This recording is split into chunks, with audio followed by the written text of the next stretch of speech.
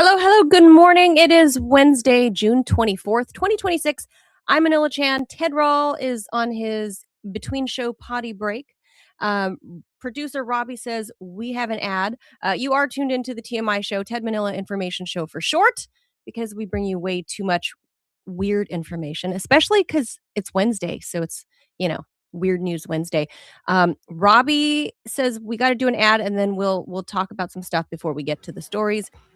Robbie, you want to throw that ad up, or you want to read it? Yeah, I was just going to read it real quick. It's easier that way. Just 1 second here, boys and girls. And thank y'all everyone for coming over and helping. Next month, the new chat metrics go in. It's going to be a doozy. I can control everything except make people talk. So we need y'all. Even if you drop like an emoji, you don't have to stay in the chat. As long as you just make your presence known in the chat, then we'll stay in the creator program. I think they're trying to suss out all the creators. I don't know. I think it's a bad move on Rumble's part. But I can explain to you why it's happening. Let me read this first. We hear a lot about crypto, but here's the part most people miss. Crypto is created so you can actually own and control your money. After the 2008 financial crisis, Bitcoin was designed as an alternative to banks. So instead of a bank holding your money, delaying transfers, or limiting access, you're in control. And if you've ever had to wait for a transfer to clear, you felt that problem.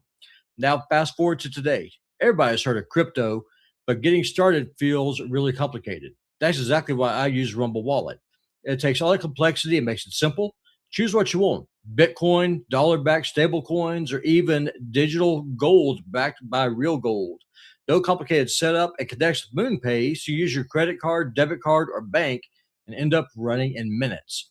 Once you're set up, you can even support your favorite Rumble creators like us directly. So do this now. Scan the QR code or click the link in the description and download Rumble Wallet. From there, you set up your wallet, tap buy, and you're in the game. Just a few minutes, and you can go from hearing about crypto to actually owning some. Now, do you want me to explain why Rumble is doing this? Yes, please, because it's fine that they do it. I just think that doing a 100% increase or 120% increase on their metrics. Oh, it's huge. Suddenly is huge rather than an incremental climb. I think you're going to lose a lot of creators. It's like back in the 80s, and it had been like this for years. Payphones were a dime. And then they were a dime, they were a dime, they were a dime, they were a dime. And then suddenly it was a quarter. And it was like, not 15 cents. And it was like, wow. Yeah, so the reason why Rumble's doing this, it's a couple of different reasons. One, people in the creator program, especially the bigger channels, have been complaining that the payouts have been decreasing over time. A big part of the reason is because it was easy to get in, and then you have all these people competing over the same pie, the same budget that's just divided up by everybody. The pot's divided in too many different ways. Yeah. Exactly. And so Rumble's going in, and they are for the inheritance. 100%. So like Rumble's going. Khan. Yep. And so Rumble's going in, and they're trimming that bush. The bigger reason is that Rumble bought a company called Northern Data 1 week ago today. What's Northern Data? Northern Data is an AI infrastructure company. Rumble now owns it. And what that does, it gives Rumble 9 data centers and an actual AI model, and lets them have graphical GPUs. Basically, they're actually going into the infrastructure space for servers and AI. The way that Rumble paid for this is that they diluted their stock. So it was a stock for stock. And so what that means is that shareholders, they lost value because of the way that the stock, the way that the purchase was done. Yeah. So Rumble has got to trim costs. Their biggest costs, like any business, is employees, and they treat Rumble creators as an employee. So if you don't perform, you get the axe. That's what this is. It's for them to be able to pay for this and actually start working on turning a profit, because Rumble has never turned a profit. But now it's time that they have to. And so that's why we need y'all's help here on TMI. That's why I need your help over on Putin Gaming. We can put out the content that you want to watch, but we cannot make you chat. Right. That's why they're doing this. So seriously, drop a follow here on TMI. Drop a follow over on Putin Gaming. Once a month, just call us a retard or whatever. It doesn't matter. We just need the unique chatter, and you can go and do whatever. If you stay and watch, great, because we get paid more. But the thing that we need are the unique chapters. Yeah, in order to stay on the air. That's the fire we're trying to put out right now. Even if you just drop like a poop emoji in the chat, fine by me. Love the poop emoji. So that's starting ASAP next week, right? Like they start officially looking at it as July 1. So we gotta. That's right. Yeah, we gotta start doing that. So that's very soon. All right, thank you for that. The housekeeping, Robbie. So please, TMI by dropping a poop emoji or whatever emoji you want, Putinbot Gaming, because that's Robbie's independent gaming channel, and he was the one that brought us over to Rumble, and he was instrumental in setting all of this up. We wouldn't be here at all if it weren't for Robbie. So yeah, the gaming channel needs my gaming channel is going to need a lot of help. Gaming on Rumble is weak anyway. It's just very small. It's a political platform, and I average about 30 unique chatters a month. Without 75, I'm done. You get axed. Yeah. But I thought they brought over that weird gamer guy with the 80s hair and the mustache with the Ray-Bans and yeah, but he has a contract. I don't. And I mean, there's a reason why a no, lot that's of the big wigs. isn't Dr. it Disrespect. an indicator? That's it, Dr. Disrespect. He's isn't a complete douchebag. Yes. Isn't it that gaming channels are becoming a thing on Rumble? I thought that's why they gave him a contract. Well, I mean, that was the hope. It just never really took on because Rumble's demographic is older, and more it's people who are politically homeless from the left and the right who come over. That's why political content is such a big thing here. Like, seriously, if you take a look at the gaming tab over on Rumble, on a good day you have maybe 1,000 people watching on an entire platform, which is insane. And then compare that with politics, where you have hundreds of thousands of people watching. That's the issue. Yeah, Rumble is growing, obviously. So I understand they're trying to, separate the wheat from the chaff or whatever. But I guess this is a harsh way of doing it. But we're counting on you. We know that you guys are out there watching. You're just not chatting. You don't have to chat, like really, truly engage. Although it is pretty fire. The Rumble chat is pretty fire. Yeah, and it's not a safe space. Imagine you're in a bad relationship or going through your marriage is falling apart. And like when your soon to be ex is like, "Did you take out the trash?" You're like, So you just all we need from you is a grunt. Like a pretty much. Yes. Give us the respect you would give someone that you hate. That's all we want. Yeah, and I'm actually going to be putting a schedule together for Putinbot Gaming. I'll be treating it like a real client. So I think from like noon to 5, I'm going to be streaming for like 5 hours a day. And it's just what I have to do because it's a big part of my income. Yeah. Yeah. It's a big surprise to all of us. It was kind of just like overnight. They were like, "Hey, we're going to do this next week." So I mean, because thank you guys for stepping up. Yeah, for sure. Because the requirements were that you had to have 200 watch hours a month, which TMI blows out of the water, says the program.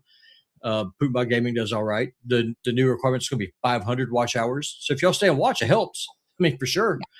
But the chat, though, that's the chatter big thing. Yeah, the unique chatters is a strange metric, but that's how they figured out they can chop off a lot of I guess dead weight. Well, they do that because a lot of people will do what's called view botting. So they'll get a bunch of computers or people and they'll just like sign in and just watch and just farm watch hours, but they don't chat. So that's why they're doing it. I mean, I understand from a business perspective why they're doing it. And I understand a lot of people are going to get axed. I just don't want us to get axed. Right. So we know you guys are out there and we appreciate everybody just dropping whatever emojis in there and saying hello. So we appreciate that. Thank you so much. But come for the poop emojis. Stay for the fiery, spicy chat in the Rumble room, man. It is spicy in there and fun. People are actually really fun in there. Everyone's talking about like concerts yesterday. And I'm like, man, I wish I didn't have like this weird thing about like being too crowded into a space. Like I can't. I just can't. I used to be able to do it, but I used to buy like in California, there's like places like Irvine Meadows and places that you can kind of spread out, like the Hollywood Bowl, stuff like that, where I would deliberately buy a seat where I'm like way away from everybody, so I can be near a fire exit. Not a lot of places like that around here. So, and back in the old days, Coachella was not the Coachella it is today. So I used to go to that because it was like wide open polo field. But that's what people were talking about in the chat yesterday. So I think we got a pretty cool like rock and roll crowd in there, which is surprising. Hey, why do you guys think most of our listeners seem to be like metal and rock heads, Ted? Why aren't they like rap people? Hip hop people? Well, if they were hip hop, they'd either be, if they're over 50, they'd be black. If they're under 40, they could be anyone. They could just be under 40. I mean, hip hop's just music if you're under 40. Yeah, but it seems like everyone's like a rock fan. Yeah, that's what I gathered. That tells you that a lot of older people are watching us. A lot of older white people. Yeah, that's what I gathered from the chat yesterday. TMI Show are Gen X and Boomer. Boom! Yeah, that's how it is. All right. Thanks for the housekeeping, Robbie. Let's get to the stories. All right. It could sort of be qualified as weird news. Is that, Ted, once upon a time, Tucker Carlson, Marjorie Taylor Greene, they were the biggest Trump supporters ever, right? Like they were hardcore MAGA. At least Marjorie Taylor Greene was. Like she would wear like her MAGA gear onto the floor in Congress. Like she famously hooted and hollered and razzed Obama while he was trying to talk. Yeah. So lie. What a 180 this woman has done now that she's like stepped away, like right before she stepped away. So now she's joining Tucker Carlson to say that they are both done with the GOP. I don't know where. I mean, they can join us in the politically homeless mostly. I mean, I know Ted makes his claims of being a communist, but there is no official party. I don't think, Ted. There used to be. Well, yes, there's a cult party. We're mostly politically homeless. Yeah, I would say here on this show, like we're mostly political homeless, and the chatters are politically homeless. Peter in the Rumble chat says we're old. That's why we're more punk and metal. I do own Fear of a Black Planet on vinyl, though. That's something Ted would know. I own it on cassette. I bought it out of Chuck D's the back of Chuck D's trunk on 125th Like the Chuck D? Yeah. They literally they used to sell their shit on the street in Harlem. Wow, that's freaking cool. Well, anyway, it's so very highly collectible. That in the cassette, I'm sure the cassette demo of It Takes a Nation of Millions is also highly collectible. That's super cool. If someone wants mine, that era is over.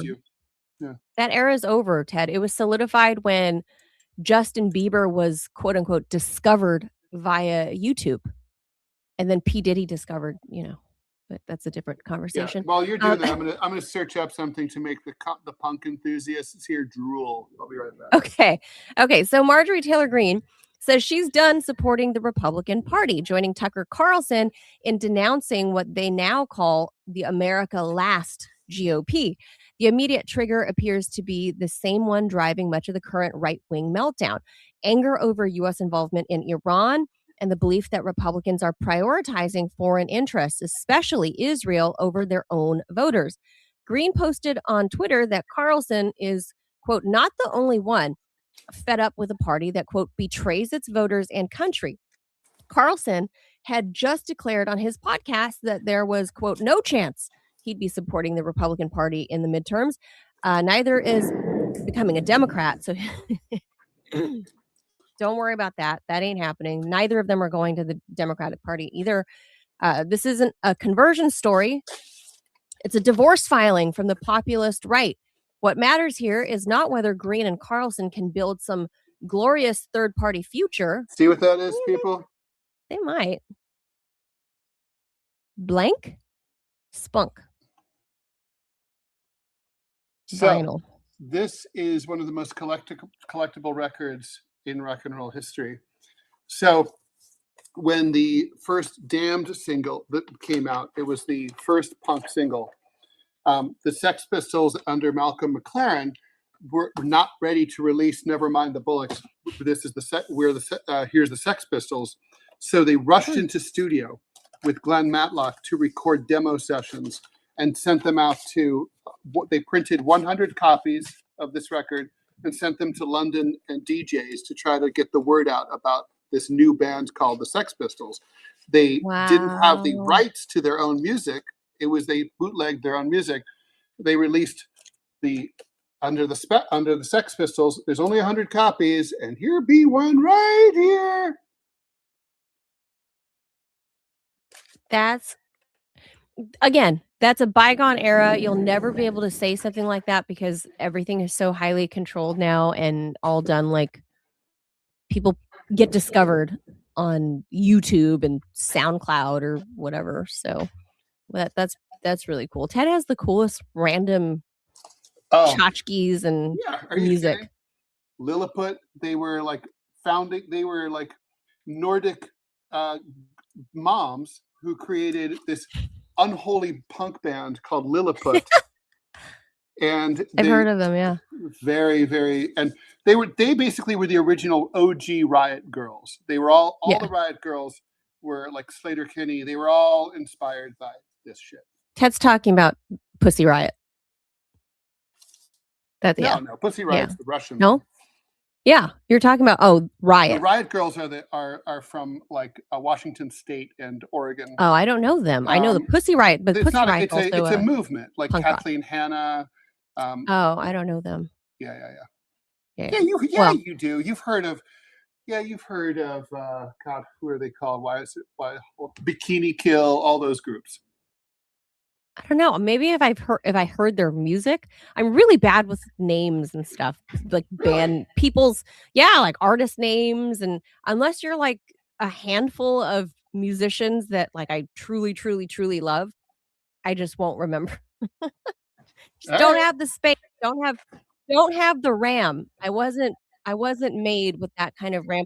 That's why I have notebooks all over the place because I have to take notes on everything because I won't remember. So my thing is I fucking keep everything. It's one of my many very, very bad personality traits. Oh, Ted. So Ted. So by the way, this will freak you out. So I'm not going to put this up too close because it'll show too much. Believe it or not, this was a New York State driver's license in 1981. You literally went to the photo piece of booth. Paper? Yeah, paper. And you went to the photo booth and you clipped on your little photo of yourself. What? There's young Ted. That's baby Ted? It's baby Ted. What a horrible driver's license. It's like, is it even laminated? Nope. No, it's just a piece of paper. It's like not even as good as, it's not even as cool as a library card. That's horrible. I know, it's ridiculous, right? Totally fucking insane. In the 80s, even in the early 80s, I've seen some of my parents' old driver's licenses. Everything. Yes, high school IDs were. Look at baby Ted. High school IDs were laminated. You're saying the whole state of New York just gave you a piece of paper with your picture clipped to it? Yeah. Ghetto ass. Ghetto ass. That's all I gotta say. All right. Let me read through the story real quick. Everything. Ted, Jesus. Why do you have? I don't know. Wow, Ted. Wow. And then, people thought I was so stoned, but. This is so hilarious. Oh my God. I want to read the story, but I also want to see these random, like, weird young Ted photos. And then they improved it, and this became like what a New York State driver's license looked like. Not laminated. California. No, it's not? No. Well, California it was always like a credit card. California was one of the very first to have things like holograms and. Yeah. Oh, and then from my Wall Street days. Bear Stearns. Oh my God, look at Ted with that hair. Oh my God. That's a collectible now because, Bear Stearns. That's true. People are going to be like, in the future, people are going to be like, Bear Stearns, what is that? Like an outdoorsy I know. It's REI type thing? It's a very, very strange name. Yeah. Is it like REI? Yeah, and this is like my original college ID from Columbia. That's a Columbia ID? Yeah. That's so weird. Yeah, that's the Oh, the back, there it is. I was like, where's the school information? This could be just anything. Like, Yeah, it had. Like, you notice it has the holes in it, the computer Yeah. punch card holes. yeah. Oh. It dates it, right? Oh, wow. That's one of the reasons. Like, someone purported to have Obama's Columbia ID online, and I was like, it's fake. I That's can not real. tell. I have one from that same. Wow. I know. Wait, Robbie wants to show us something too from his days of yore. Well, this belonged to my grandfather's grandfather. This is very cool. So this is the only cool thing that I've got. So You saw that in person, Ted? Oh yeah, yeah, I held that. Yeah. So this is all I can say. It's a good thing that me and Austin Butner are not ever in the same room. This is Wow. not rust. These are blood stains. Aren't you supposed to clean your sword after you use Yeah. it though? Well, So evidently this is like Civil War era sword. So evidently that did not happen. So yeah, my grandfather gave this to me before he died, and this will go to my son unless he turns into a douchebag. And if he does, I will drop it into the lake. No, you won't. You'll give it to me. Oh, Ted wants to collect it. Yeah. That's But cool. don't See, be I really ridiculous. have these. Yeah, right here. This is the coolest old thing that I have because he never surrendered. We He will kept all fighting. be wearing these soon in New York. In New York, yes. I don't have any like super cool like stuff like that because America bombed Laos into oblivion, so all of my family's belongings got either exploded or they were just left behind, whatever was there, because they were refugees to the U.S. So the few things that will be handed down to me, there's a weird crocodile tooth that allegedly my great grandfather like wrestled a croc or a giant croc or something, killed it and took its tooth as I don't know. That's getting as a memento. Yeah, of like his kill. I don't know what the situation was, but that's been handed down, and my mom has it. And she's like, "This will be yours," and I'm like, "Okay." You could wear it as jewelry. Cool. You could put a little tiny little what do you hole want me to through do? it. Wear it on a neck. You could wear it as a necklace. Like Crocodile Dundee. Yeah, that's actually kind of cool. I think that would be cool. I guess she has supposed it to be all good wrapped luck. up and saved. Oh, that's what she said. She said Plus, it's good luck. you would then own its soul. She said something about it being good. I don't know, good luck and protects your home or something. I don't know. I'm not that superstitious, so I don't know. But anyway, there's not much to hand down. So, and then I don't keep IDs and business cards like Ted said. I know. I'm really weird. All right. So what do you guys make of this America First coalition? Because look, at the end of the day, Marjorie Taylor Greene and Tucker Carlson were once upon a time super MAGA. Robbie's been warning of the MAGA civil war for it's been brewing for the past year. Super true. And here we go. It's on. Trump has obviously gone off the deep end. There are people in our chat, people are saying elsewhere online, they think Trump has dementia and he's crotchety and could have made that argument 30 years ago that he's angry and crotchety or whatever, but he's wafted over into the Lindsey Graham Netanyahu camp, abandoning MAGA, so who inherits MAGA and where do big names like Tucker Carlson and Marjorie Taylor Greene, where do they go? They can't be Democrats. That's not going to work. Well, I don't know about MTG, but I'm sure she's like Tucker. Tucker said he's not going to be a Democrat. No, of course. First of all, I think this is a meaningless statement. I've left the Republican Party. Whoop-de-fucking-do. There's no such thing as a member of the Republican Party or the Democratic Party anyway. You can be registered so that you can vote in their primary in certain states, but that's it. So, if he's just saying, oh, I'm not going to reflexively vote Republican, whoop-de-doo. Who gives a shit? So it's purely symbolic. Part of me, to add to my churlishness, is irritated by the fact that, those of us who are correct all along about being to the left of people like Donald Trump, we don't make the news because we're just consistent.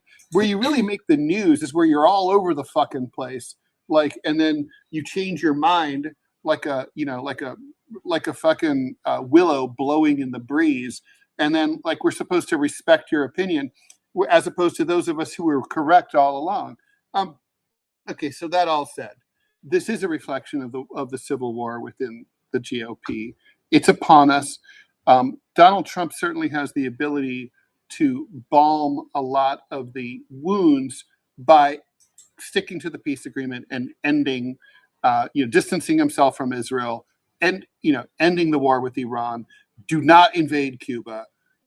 Just sort of maybe figure out a way to let the Venezuelan first lady and her husband loose. Basically let them go home, and just call it a day on the neocon shit, and you might be able to save your coalition. I think the biggest problem that MAGA world has, and Robbie, you tell me if I'm wrong, is the heir. The heir apparent isn't clear. Logically, it should be J.D. Vance because he's the sitting vice president, and normally the sitting vice president is sitting in the catbird seat to take over from the president. That's the way these things work in the modern era. But obviously, ironically, he's not really beloved by anyone. MAGA world doesn't trust him. Neocon world hates him because he's come out against them.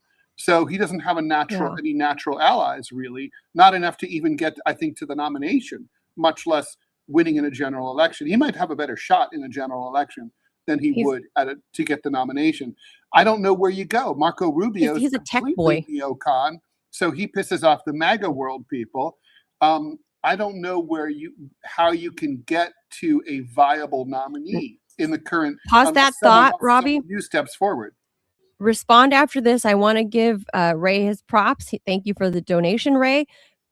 Ted, Ray has a question for you. He said, which university will you let archive your life works if you choose? Oh, well, that's already been determined. Oh. My papers are at the University of Texas at Austin. Why? They have a collection of basically left-wing change makers.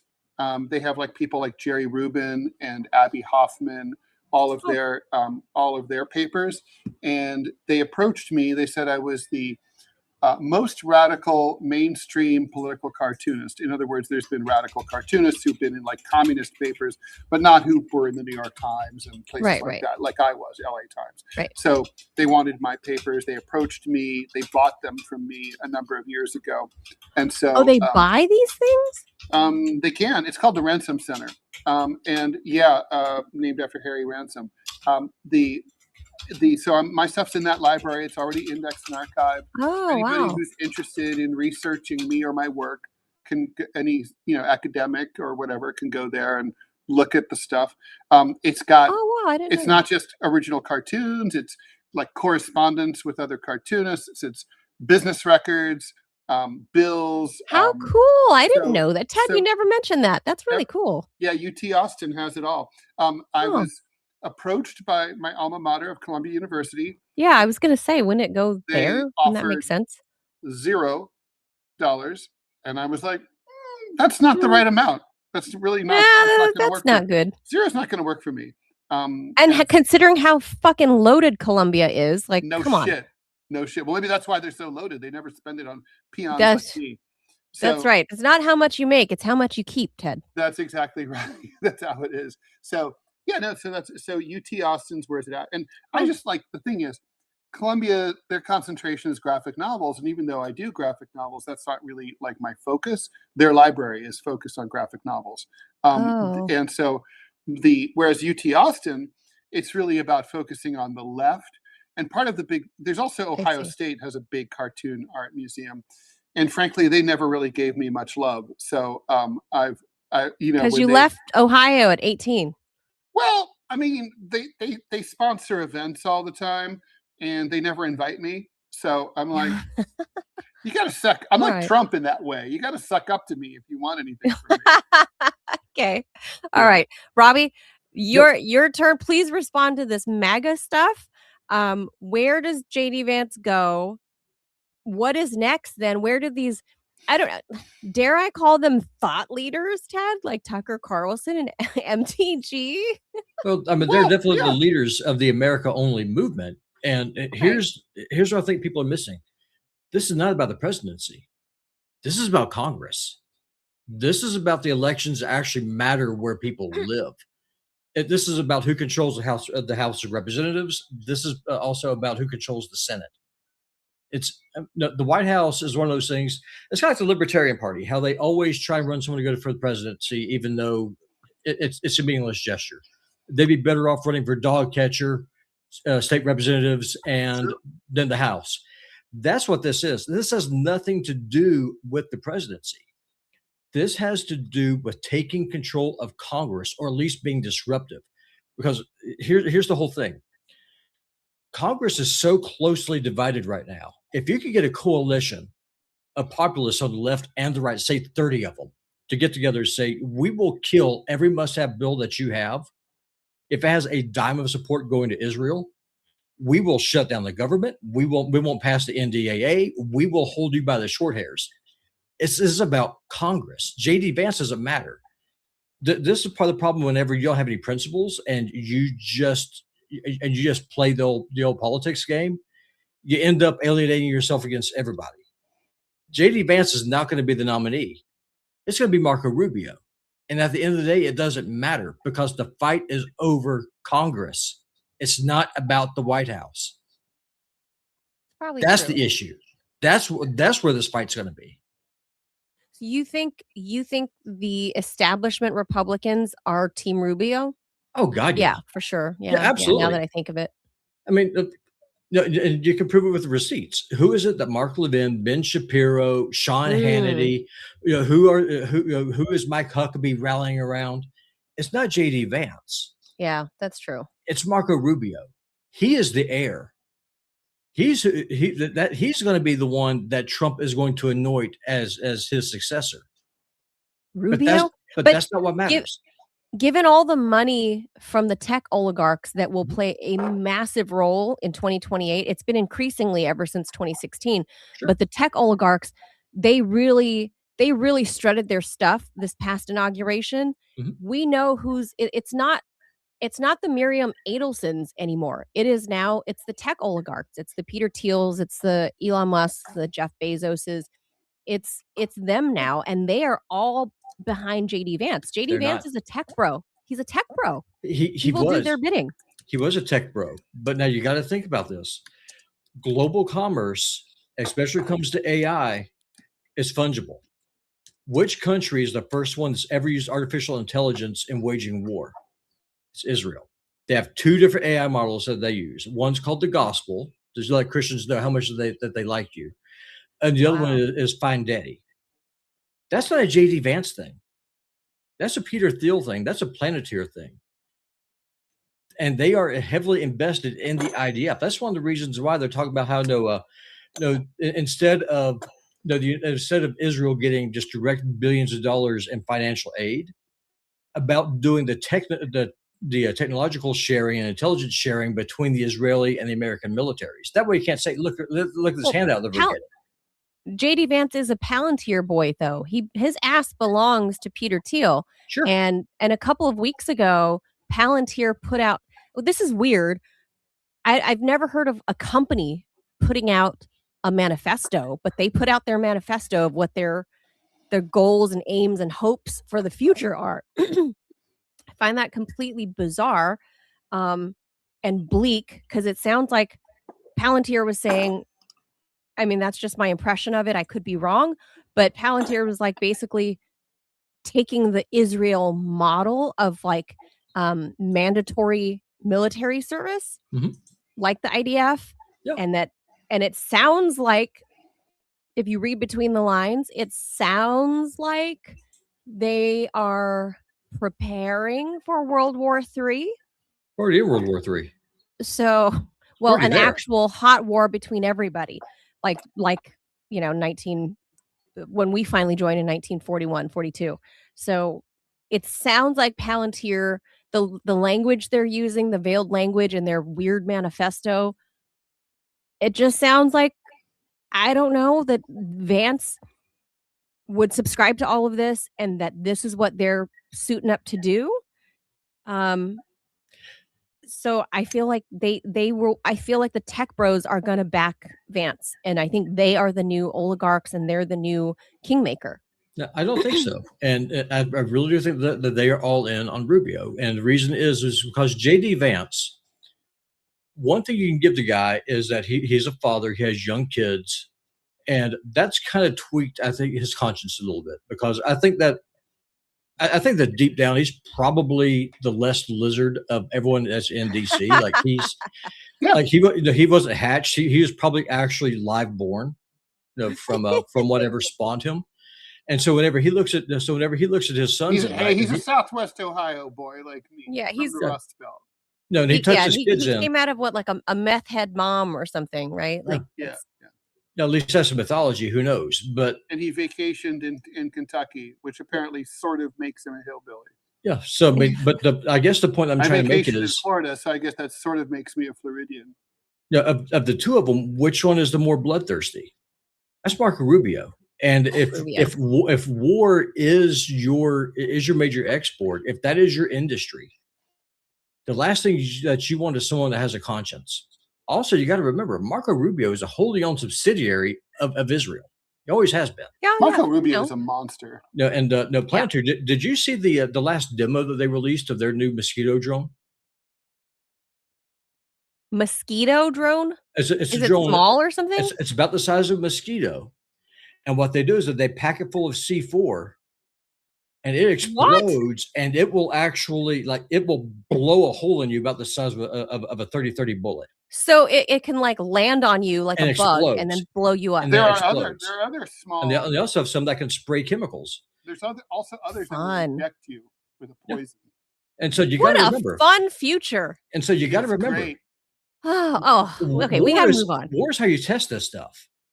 Yeah. And J.D. Vance. Rubio's I just don't see it. Sure. But Ted, I think that you're putting too much emphasis on the White House. This is not about the White House. This is about getting 20 or 30 America First Democrats and Republicans elected. It's too late for this cycle, right? Because this cycle is not going to matter, but it's going to be the next one. And we can disagree on gun control, we can disagree on abortion, gay rights, all this other stuff. We'll sell that later on. Right now, let's declare independence of Israel. That's what this is about. Yeah. This is. I don't know what's going to happen with MAGA, but I say in 2028, this is a clear day for sailing. If you're Gavin Newsom, just hello, President Newsom. Remember me from the Bonaventure? The Democrats have their own problems. I mean, there is no obvious this person's got it locked up. There's nothing like that. I'm saying with this kind of war on the right, like a war amongst on the left siblings. Too. I mean, the left has Gavin its Newsom's own gonna sail through. Bernie wing versus Hillary wing thing still going on. It's never been resolved. And that's why they're just going to settle on where's Newsom. The progressive? Where's the progressive hope? Newsom, all the Andy Bashir, J.K. Pritzker, those are all Josh Shapiro. Forget about it. All those people are just corporatists, right? I mean, they're not going to bring in people like me. So, what are they going to do? I mean, Democrats have to solve that problem. They need to find someone who can unify the party. They don't. We'll make that the last word and plow through the other stories. I do have some good news. Since we did the call of action, TMI is always, I think, the largest number of chats of unique chatters that TMI has ever had has been about 47. Woo-hoo! We are currently at 62. Nice. So seriously, come next month, we're going to need y'all. So thank you. And if you're watching right now, please, and you haven't chatted at all, please just come in, type the letter X and leave. And you know what I mean? Just drop a poop emoji or a smiley face or whatever. Yeah. As long as you interact in the chat, then we'll get to that 75 minimum in order to stay in this and then we'll quit program. bugging you after we get there. Yeah. Yeah. And then it becomes a habit. Just say hi. Yeah. We'll bug you again the next month. Yeah. For sure. But starting July 1. Starting July 1 is when the new metrics kick in. All right, let's roll. Scientists want NASA to build an alien germ quarantine lab, not in Wuhan, on the moon. That's either brilliant or a sign we've seen too many sci-fi movies. A group of researchers wants NASA to put that biocontainment facility on the moon to handle future samples from places like Mars or how do you pronounce that? Enceladus? I don't even know what that is. Before they ever reach Earth. The pitch is simple. If there's even a tiny chance that extraterrestrial material could carry something biologically risky, don't bring it straight home to Earth. This is called planetary protection, rules meant to protect Earth from being contaminated by other worlds and from other worlds from contaminating Earth. NASA already treats sample return missions seriously, especially from places that may have once hosted life. Mars samples, for example, fall into the highest risk category under international planetary protection standards. The Moon Lab idea is basically a cosmic airlock. Instead of landing potentially risky material in Houston, we get it, and hoping, we send it to the moon. Robots analyze and isolate them far away, far away, and then if it doesn't pass the tested stage up on the moon. Nobody's saying that Mars has any space bacteria. We have no idea whatsoever. But if they were worried about this with moon rocks originally. Anyway, so this is what they want to do. Look, I think it's a good idea, personally. I do too. I'm surprised that at first I thought this was kind of like a far-flung idea that it's another waste of money, like a fucking moon base on the far side of the moon or whatever. Well, we're gonna have the more you think base. about it. So that's going to happen for something useful. Yeah, that's going to happen. However, here's what worries me is then you're one step away, one easy little tiny baby step away from having another Wuhan lab off the planet grid and Geneva Conventions and whatever. God only knows what kind of crazy ass experiments can happen at this NASA moon lab, bio 4 level lab, right? Like if this is happening at Wuhan or random ass facilities that were, secret up until last week, somewhere hidden in Ukraine, who knows what they're going to do up on the freaking moon? Nothing good. Now it's less controlled, less constrained. It'll be, an air controlled, obviously, right? Like a facility, but there's no air. Well, it's not going to last long. Yeah. There's no pesky UN or IAEA or global whatever group, interplanetary group that's going to stop you from mixing all kinds of weird shit together and then smuggling it back to Earth at some point. Like, just true. I don't trust it. I think it's a good idea on its face, but we're one little tiny, teeny tiny baby step away from this being like the Wuhan lab bio 4 hazard, like times 100. Still worth doing. I agree. I don't know that there's any other way if we're going to be interplanetary. You could also use a orbiting space station too. True, but that doesn't mean. But still, all those scientists have to come home, and if you find one nefarious actor. Well, that's the case no matter where you do it, right? I mean, everyone has. It's people who have to process this shit. No, I'm saying it's worse up there, like you said. Yeah. I'm saying it's worse up there because there's no international law. We don't have space law yet. Not yet. They're working on it, but nothing. There's no Geneva Convention for space. So I say it might be worse. But anyway, all right, let's move on. All right, because it's Weird News Wednesday, this was interesting. Weird shit happens in Florida, number one. And secondly, in Texas. Maybe, I hope this doesn't interfere with your works, Ted, because... I hope not. All the bees. So a truck hauling roughly 400 hives overturned near Morrisville, Texas this week, releasing about 2 million honeybees into a rural neighborhood and forcing residents to stay indoors while emergency beekeepers tried to recover the swarm. Officials said no major injuries were reported. There was one sting. A local cameraman at the local ABC or whatever it is. Hilarious. He got stung. But the bigger story is what happens if a mass release like this isn't quickly contained. First, the good news.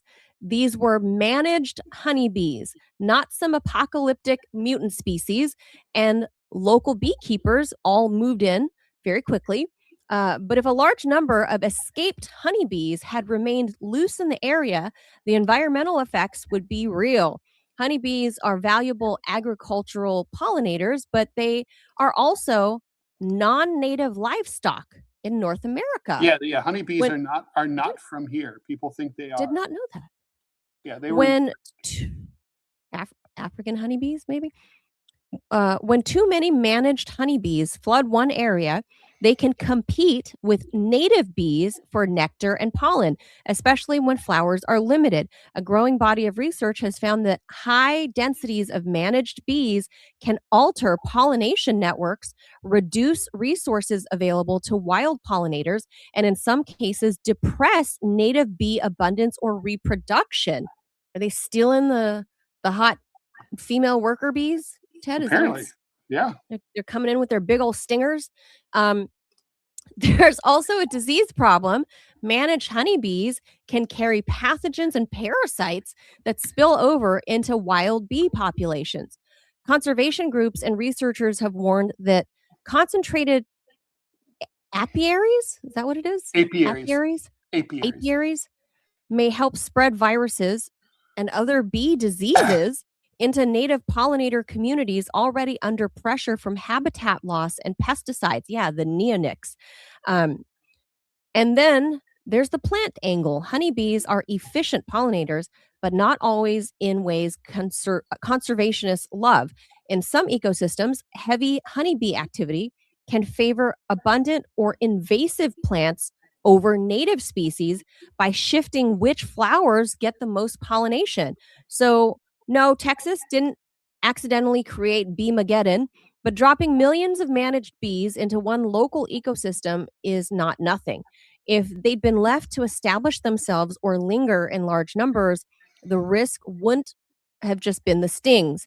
It would have been turning one truck wreck into a pollinator pileup. I did not know, one, that honeybees were not native to North America, but secondly, at first, I thought when I saw that news, Ted, I was like, oh, Dr. Reese's story, great, more bees, great. And then I read it and I went, oh, wow, they can really disrupt the whole ecosystem down there, which is really, the ecosystem is fragile. That's just a reminder of what that, bottom line, that's what, it's a reminder of, like local ecosystems are local and they are fragile. And it reminds me of how our world is fragile and our environment is fragile. And it's not innocuous to have 2 million bees swarm your neighborhood, but it's a lot of bees. It's a lot of, if you guys look this up and you guys see the pictures, holy shit. And the sound, Ted? Oh my God, I know. Oh my God. If you guys look this up, this just happened this week in Texas, and the local news. Why they, I don't get it. Like, why do they transport so many of them at once? Where are they all going? They didn't say. Yeah, so then doesn't that seem like a question you'd like to have answered? Yeah, like why do you transport honeybees? Like, wouldn't beekeepers already have, I don't know, like, why 2 million? I don't know, but I just thought it was a weird ass story, and on its face, I thought it was gonna be like, "Oh, cool, they can kind of assimilate to the local pop." Oh, and then I read everything else. No. I wonder if, Oh. by the way, the local beekeepers take the bees and keep them. I don't know, they didn't follow up with that either, but the local news was buzzing this week, Ted. Oh. Wah, wah. That's a prelude to the next story. Ridiculous. Wah, wah. That's a prelude to the next story, which I gave to Ted because we thought we forgot about Friday, last Friday being a holiday. We would have wished all you dads out there and in here, Ted and Robbie, happy Father's Day. But this one's a late kind of a Father's Day thank you to you dads. Here it goes. For years, dad jokes have been treated as a form of domestic terrorism. Harmless, relentless, and guaranteed to make at least one child threaten to leave the room. Science, however, is starting to side with dads. A recent Washington Post piece highlighting emerging research suggests that dad jokes and shared family humor might reduce stress, strengthen parent-child bonds, and make family interactions safer and more playful. The core is that puns are not magical. It's that humor itself does good work inside families. Part of the evidence is biological. A 2023 review of laughter-based interventions found that laughter can lower cortisol, one of the body's primary stressors, while other research links humor and laughter to improved mood, reduced anxiety, and short-term physiological stress relief. The Mayo Clinic similarly notes that laughter can ease tension, stimulate endorphins, and help regulate the body's stress response. A 2024 pilot study on humor in parenting found that adults of child-rearing age generally viewed humor as a positive parenting tool, with respondents reporting that it helps diffuse tension, again, improve communication, and build connection. Researchers and clinicians quoted by the Post argued that dad joke humor works partly because it's safe, repetitive, and low stakes. In other words, it's not mean. Doesn't mean that every claim in viral articles is equally proven. The strongest evidence supports humor and laughter broadly, especially for stress relief, mood, and social bonding. Look, I'm a huge believer in that. I think that when the going gets tough, the tough laugh about it. And because you kind of have to, because it's just absurd, and life is really hard. And if you dwell on that, you're just going to want to kill yourself. So it's one of the big problems I had with my ex-wife was that she was pretty humorless. Well, and it was I hate rough to say that about my people. It was everything was really just, it was hard to get through things that were already challenging, especially when you have someone who's like, we're all gonna die, and it's really down. It's I know it sucks. It's don't make it suck more. Jesus Christ, shut up. I unbeknownst to many of the viewers until we started this program, Ted, I wouldn't say I was a stiff news lady, but you have to keep up some modicum of seriousness, right? When you're a news anchor, right? Absolutely. You have a little bit of levity, but very, very measured. But in real life, I'm goofy fart jokes, make inappropriate jokes, and I don't know if it was a deeply mental thing that I offset, my TV news persona with, but I've always been this way. I always find bathroom humor, really off-color humor, like Chappelle Show. I love that stuff. And Living Color, because my family came from such harsh conditions, right? I'm one generation removed. Literally, I'm this generation. Just my parents survived a civil war and this horrible secret war that the US did to Laos, and they have all this trauma, right? And they're always so glum, and they'd smile and stuff too, but it was always so ho hum, life is hard, it's futile. They're emo, right? And I'm not. I came out and I was colorful, and they were just you're an Asian girl. Why do you behave like this? Why do you want to wear boy clothes and you're so loud and impetuous and you laugh all the time. It was unheard of, right? In the whole Asian immigrant community, I was that loud kid.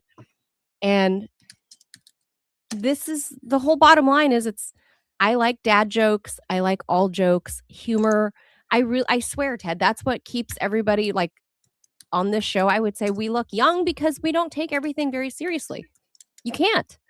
Well, you shouldn't. Yeah. And no, the thing is, it's when I was not a fan of Ronald Reagan, but I admired the fact that when he was shot, he was cracking jokes on his way to the hospital.